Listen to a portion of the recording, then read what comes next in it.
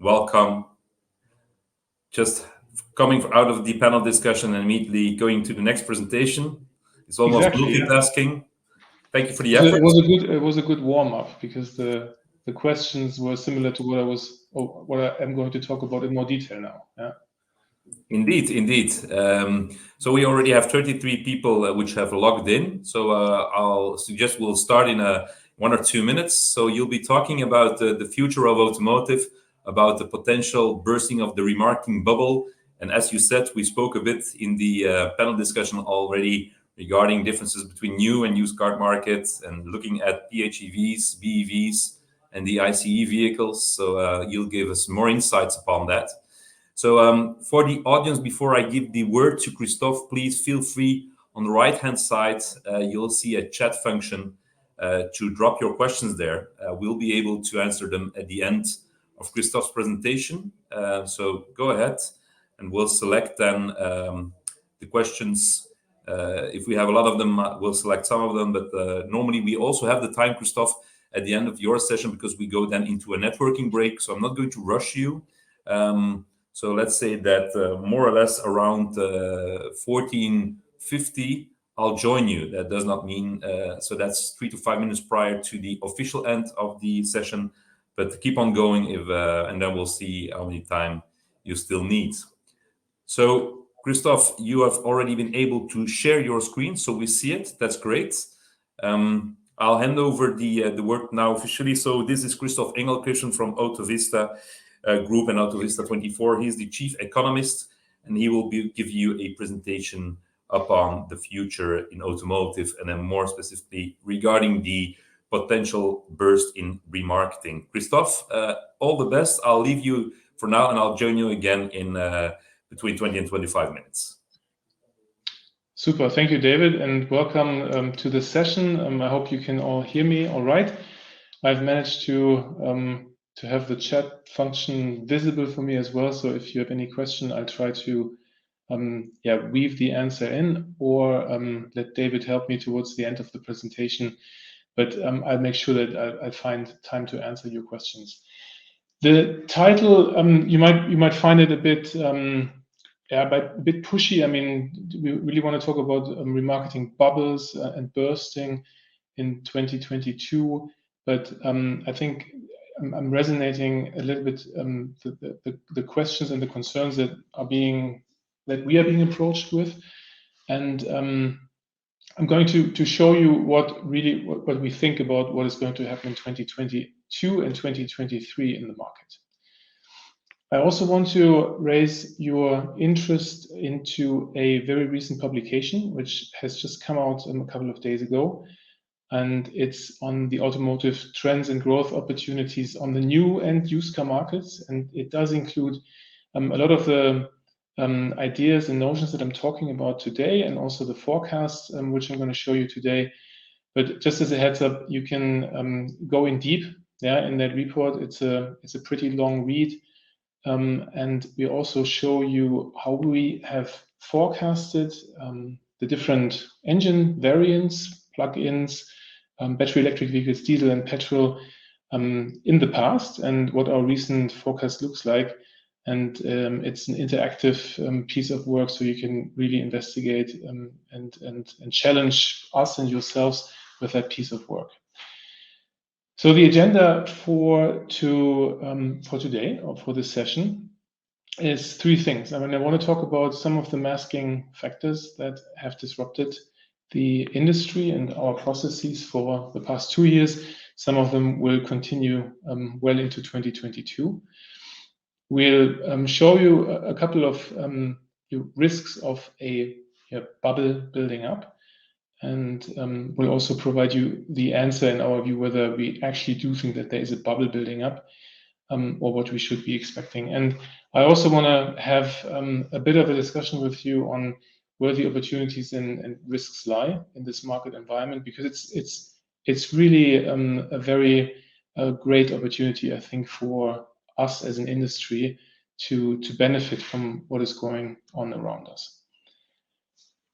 So let's talk about these factors, these masking factors, as we call them, because they have been so disruptive, each and every single one of them, in a positive and negative sense, that it's worth keeping them always on top of our minds. COVID-19, strong monetary fiscal intervention as a reaction to that, chip shortage, inflation risks, and a pretty solid and successful carrot and stick approach in the in Europe's Green Deal, but also what national governments have created out of this, which is impacting our industries. We talk about them now on the next slide. So first of all, let's look at COVID-19 and what it has done to used car prices. It has actually propelled them to new heights. And we're showing here a couple of countries. Very visible is the line for the UK, which is a bit overinflated compared to some other markets for risks that or topics that go beyond COVID-19. It's very difficult for these markets to get access to the cars that they need at the moment, and they have what they have, and that's what they need to sell. So more exposed to supply chain issues. But Poland, for example, as well saw prices rise by 20% over the past 2 years. This is coming from a positive momentum in that market, strong economic rebound, but it's obviously a huge burden if you are in the market buying a car, needing to buy a car. And some of these Eastern European markets, they are very much relying on good used car market access and used car access, and we see that in the value. Let's say the normal reactions of markets is between 10 and 15%, and recently there has been quite an additional momentum in the markets. So that's the COVID-19 effect. You've seen these slides before, and if we now look at the chip shortage and what they have done on top of what we've just seen, they have further restricted the supply of new cars and then eventually also used cars. And if you look at the third bar in this slide, you can see that in 2021 registrations were even below 2020, and throughout the year of 2021 there were times where people didn't think that would happen, right?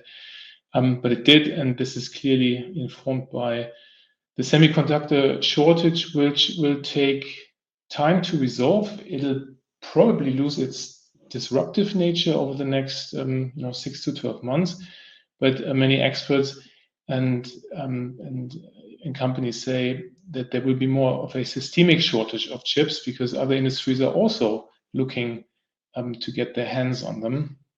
So that is certainly going to influence the market a bit further. For used car markets, it's actually positive, right? Because if new car market supply keeps on being on the lower side, used car markets usually benefit quite a lot from that.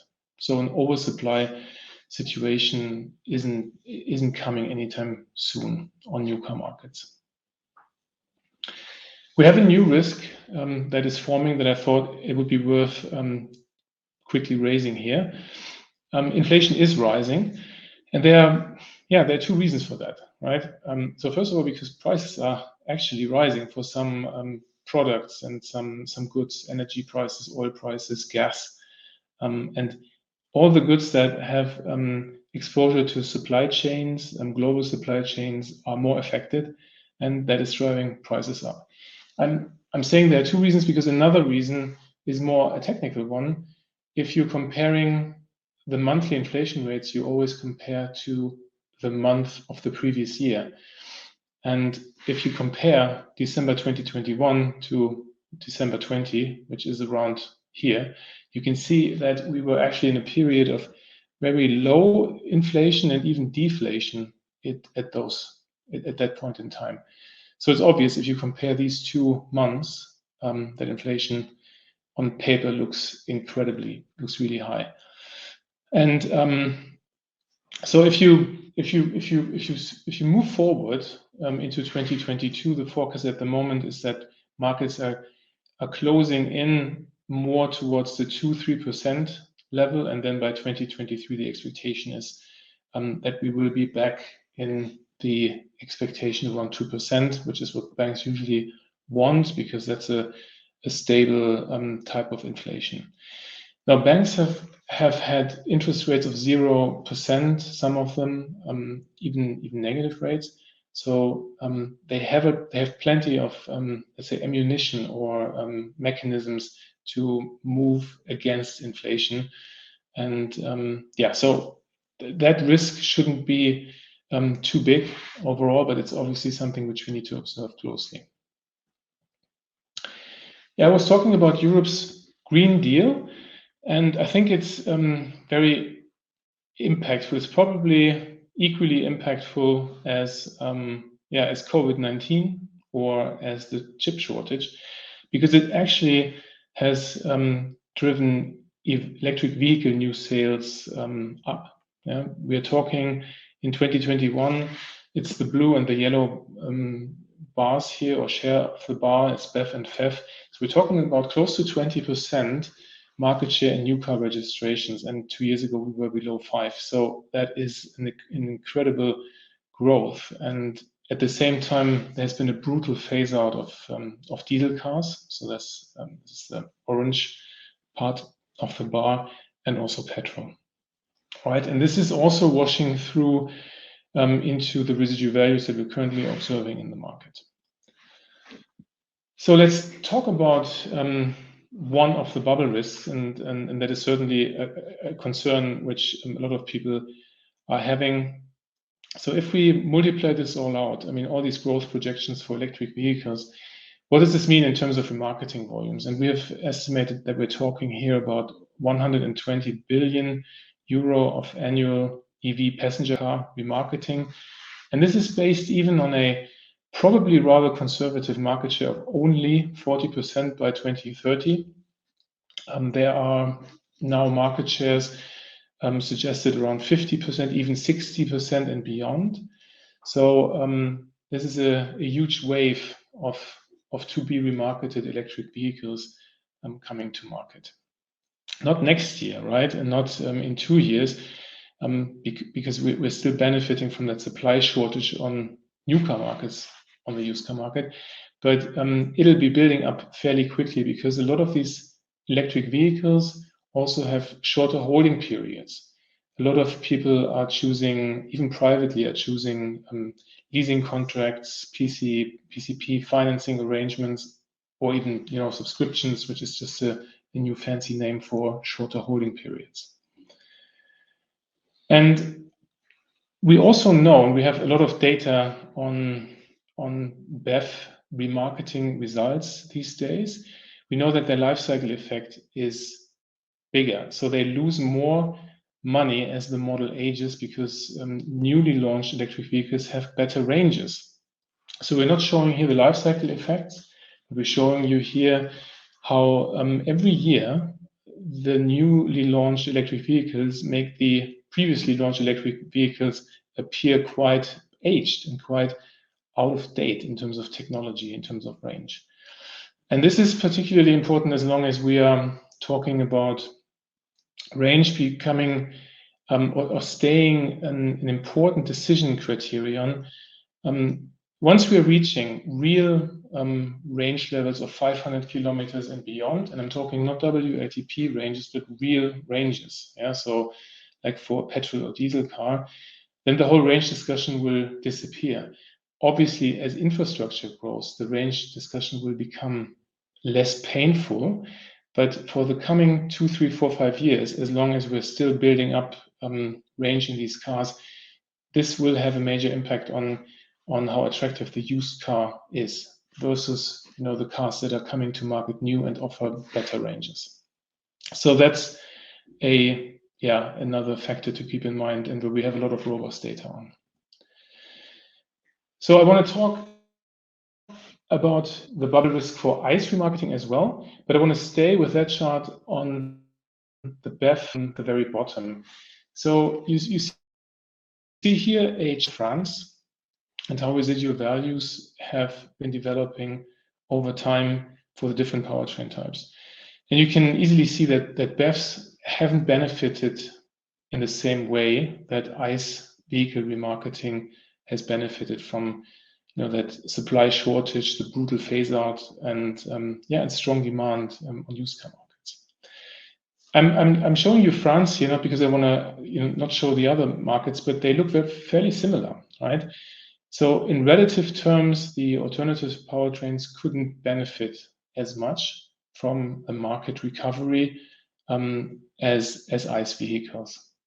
And that is something to keep in mind, over the next 2 years when markets will be normalizing again, and these disruptive factors will be disappearing. Yeah. So let's talk about ICE remarketing now. Diesel and petrol, they are at very, very high levels. And the question here is, can they stay at that level, right? Is this still realistic that people will be paying this type of money, in a year from today? And I want to give you some answers, not just raise the risks with you. So we do expect, for example, for diesel, but also for petrol cars, it depends a little bit on segment and on country as well. But we do expect that those levels of RVs that we're currently seeing, they will either stay stable or even improve over the next 2 years. What you always see here, for example, if we look at Germany, you see our forecast in May 21 for the year 22, and the forecast in November 21 for the year 22, and the same then for 23. So you can see how we expect even this year and next year, that these values for ICE cars will further improve in a lot of markets. Not in the UK, where there has to be some market correction happening because these values are a little bit inflated. But this is overall a positive news for everyone that still has a portfolio very much dominated by diesel and ICE cars. So very good, for the next 2 years across most markets. For the alternative powertrain types, we see a different pattern. They will also not fall off a cliff. So we shouldn't be saying that a bubble will burst, but there will be some correction downwards. I'm showing you here PHEV, also for the C segment, also across markets, and how they are faring. So there will be some downward pressure for that powertrain type. Now, we've had that discussion a little bit before. Are PHEVs going to be the real losers in 2-3 years? Is it going to be difficult to remarket them?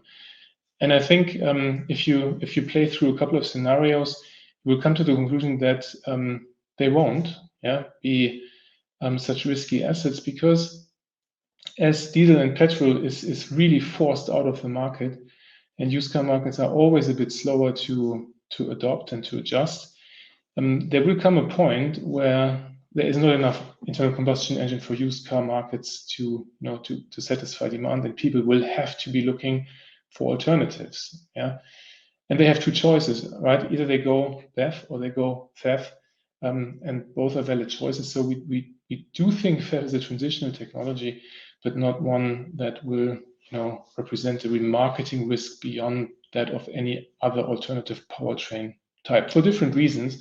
But overall, I think it's positive. This is my last slide, and then we'll have a chance to look a little bit at the questions as well. So what are the opportunities and risks? So what can you take away from this?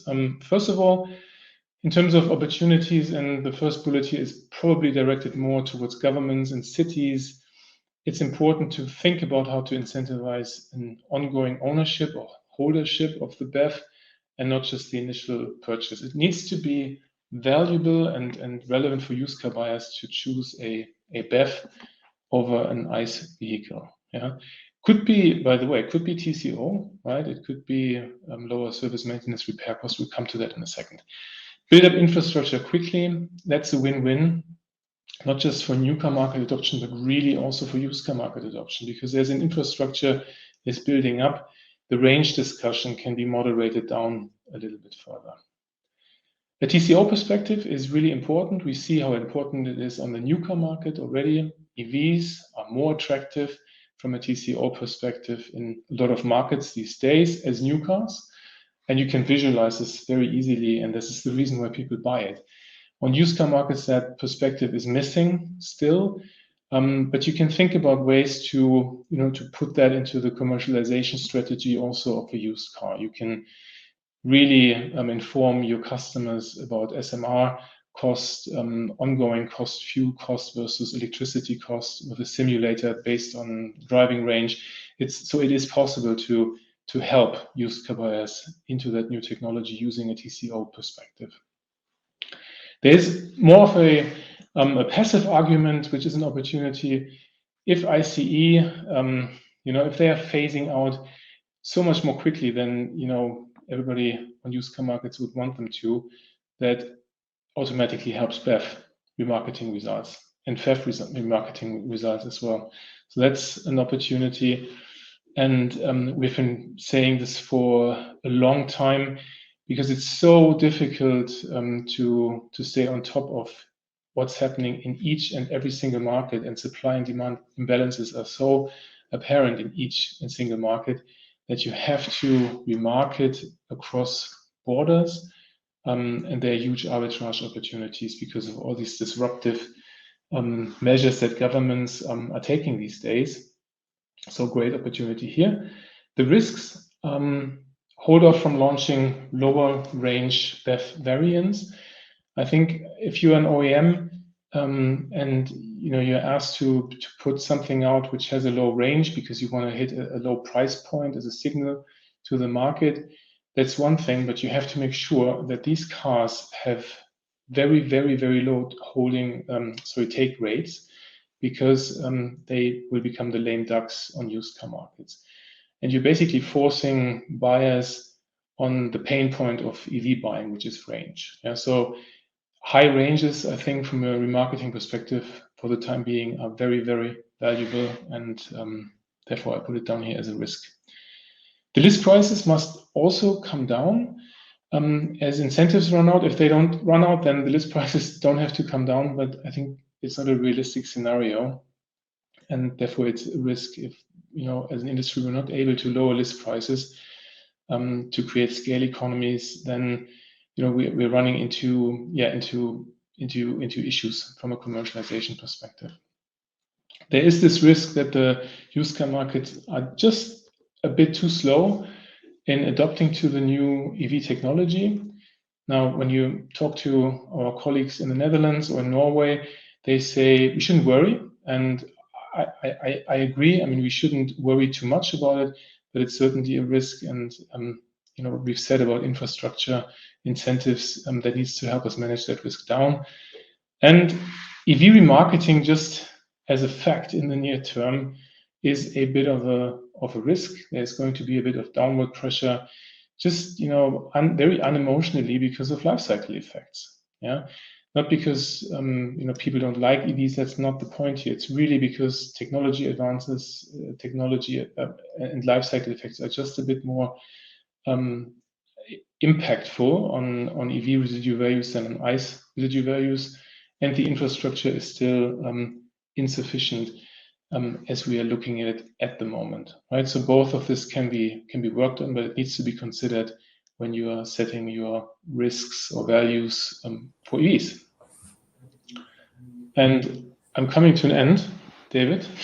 Hello, Christof. Hello, hi, and we can look at a couple of questions. I haven't looked at them yet. Yeah. No, well, we have 3 questions. We have several questions. Also, one of your colleagues, but let's maybe wait with that one to the end. I think the first question, which was a question by AJ Shrivastava, I hope I pronounced it well. What kind of opportunities are evolving for the Indian technocrats who have some knowledge on EV tech and are well tuned to strive and grow in the EV industry? That's his first question, Christof. Yeah, it's a good question.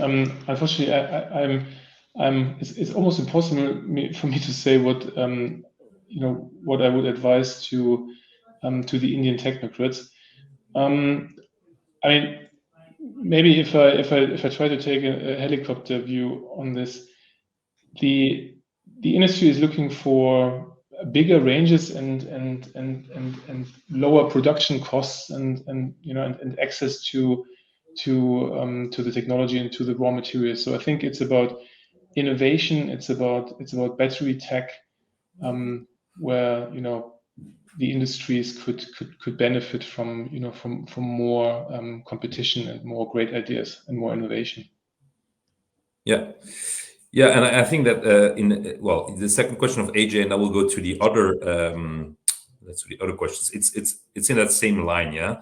So Indian tech guys have an insight into the huge market India is, and anyone from Indian side will be able to give insights and plan strategies for India launch of the EVs from across the OEMs.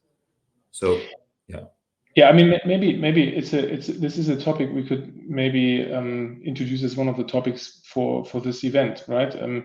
If there is momentum coming from other markets, learnings from other markets. I mean, we try to do it with Norway, but we haven't really looked into other regions and other experiences that could play a role or couldn't. I think it's a topic I would struggle to say more than I just did. Yeah. No. But I think indeed what you just said might be a good idea for future of these kind of events to also get insights from other markets such as the Indians. So let's keep that in mind. AJ, thank you for your questions. Then a question from Jonathan Kurtz. Why would you expect the strength in the market to continue when new car sales return to closer to normal? Yeah, excellent question. I think Jonathan is referring to the rise in ICE values, in diesel and petrol values. I mean, two answers here, right? So first of all, this European Green Deal, so this industrial policy is so brutally pushing ICE vehicles out of the market that the supply will always be more restricted than the demand for the next 2 years. I'm not talking about the next 15 years here, but for the next 2 years, there is no risk in terms of residual values for ICE vehicles, especially if you consider that some regions in the world, but also in Europe, are just not ready on used car markets to absorb EVs. They are looking for ICE cars for the time being. So it's not going to be a risk for the next 2 years, which I think is good news for the industry. And in terms of, this was the one argument. The other one is we still have that chip shortage, which is just restricting the supply of new cars, in general for the next couple of years. And used car markets follow later on. So there's always going to be that general systemic supply shortage for the next years, and that's going to be helpful for used car markets. Unfortunately, right? Unfortunately. Indeed. And then Quentin Goebel also has a question: does higher diesel and gas taxation also links to this topic? Maybe needs to be balanced against BEV incentives. What's your view? Yeah, I mean, all of this is a government decision, and they can decide whatever they want. Sometimes they don't know what the consequences are, and sometimes we struggle to forecast all the consequences correctly right from the beginning. But you're absolutely right. I mean, if you start playing around with diesel and gas taxation, maybe rise those taxes, you'll end up supporting the desire for buying BEVs. In the end, and we've heard this in the beginning as well, you have to question yourselves as a government whether you can afford that shift, right? Of course, you can push everyone into a BEV, but it comes at a price, and you have to always question yourself whether you can afford it as a society. And but yeah, all these all these factors you need to model, and you need to play around with, and you see what the impact is. And we have a lot of, let's say, poster boys and girls in the form of Norway, but also Netherlands, also France, who've played this differently. So we know what effect certain impacts or certain changes have. So we know some of it. Yeah. Okay. Well, I have one more question, but first let's also answer Dirk Marco's question: how OEMs and leasing could manage this bubble risk and increase the impact on their balance sheets and costs losses. I assume that's an internal topic, but I'm also curious what's your view upon that.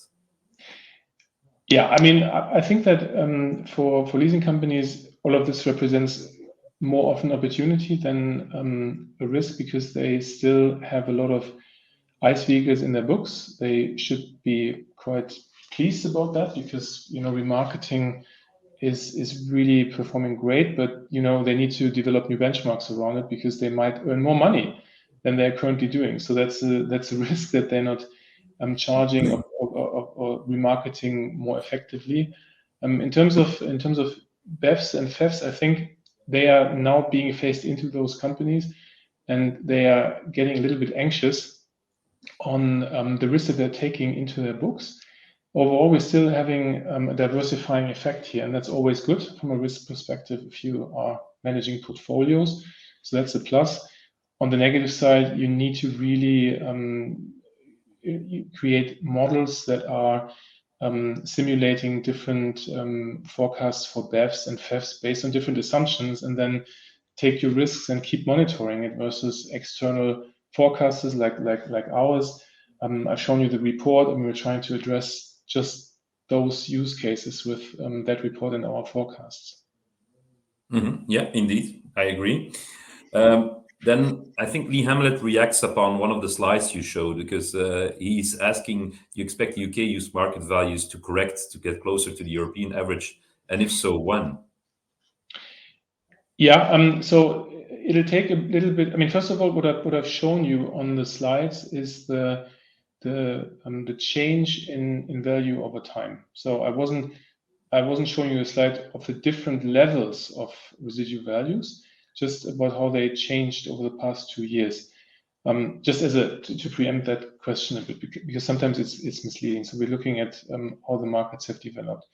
Now the UK has prices have risen by 30%, but also inflation is higher in the UK than in continental Europe. I think it'll take a bit longer in the UK until this normalizes, but we will see a normalization effect in the coming 2 years, and we are also projecting this on the slides here. For example, in the UK, you see how this year and next year, this is cumulative, right? So we're talking about something like 7% reduction over the next 2 years, whereas in other markets, and this is PHEVs, but even diesel cars will come down in the UK, whereas everywhere else they will be rising.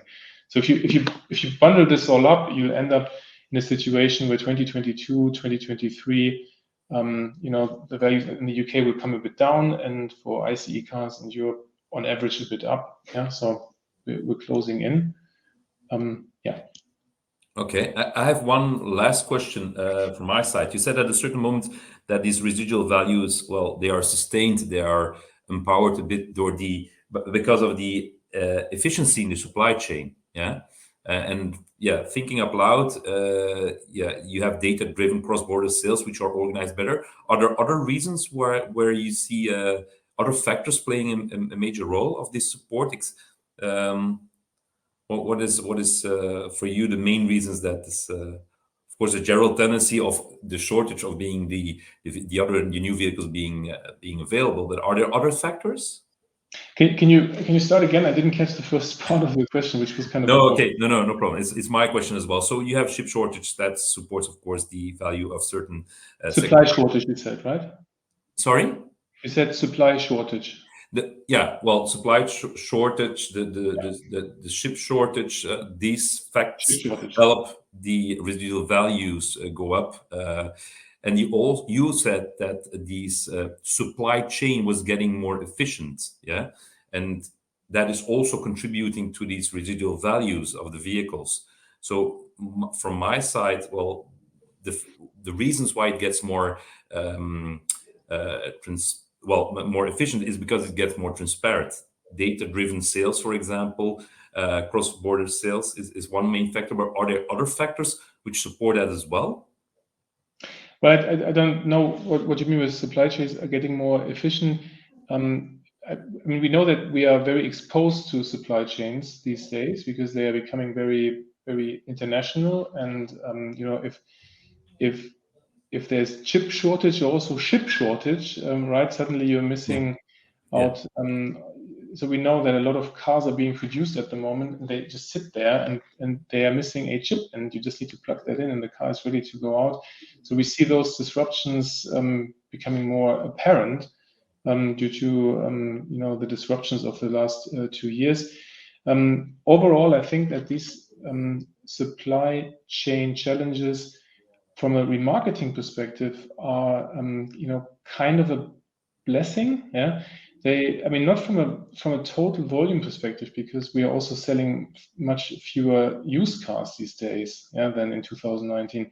But from a value perspective, because the demand hasn't come down because of strong intervention from governments and the not so high economic impact of the pandemic on private demand, right? So that is supporting a lot of the materials and the values that we're showing. So the supply shortage it's not going to go away like today, right? It'll be reduced over the next 12 months. So we'll ease into a period with less supply issues, but still strong demand on used car market. So that's why I think a lot of the anxiety maybe is not valid. Yeah, so there is going to be 2 good years in terms of residual values ahead of us, with the caveat for electric vehicles. But there we know the reasons. It's life cycle depreciation, and not a general, and infrastructure to some extent, but not a general dislike, of that technology. Well, that was indeed the answer on the question. Thank you. Sorry for my bad, my question, which was asked in a bit less clear way. Last question from AJ. If there is a study on the average car usage amongst car owners to address the range anxiety of EVs, why is the need for long-range EVs, and can be studied with the study, and market sales can evolve accordingly. This can address the pricing issue, which in turn will fuel the transition adoption. I don't know, Christof, if you have that somewhere in your expertise area, if this is something you offer, maybe you can help AJ with that later on. Yeah, I certainly can, and there are studies out there, some of them organized by OEMs amongst themselves. So NCBS, New Car Buyer Survey, for example, would have such information in them, and we know that range anxiety is one of the big topics still on buying of EVs. It's the topic you discuss whenever EV is bought. Yeah, it's an important decision-making criterion, unfortunately, still. Super. Christof, thank you very much for everything. Thank you for answering all the questions. I think the audience appreciated it. We still have 20 minutes of networking, and then we'll get back together again on the stage for the next presentation on battery state health. So thank you again, Christof, also for the support of the event, and looking forward to speak to you soon again. And thanks to the audience for following us. Christof, have a nice afternoon. All the best.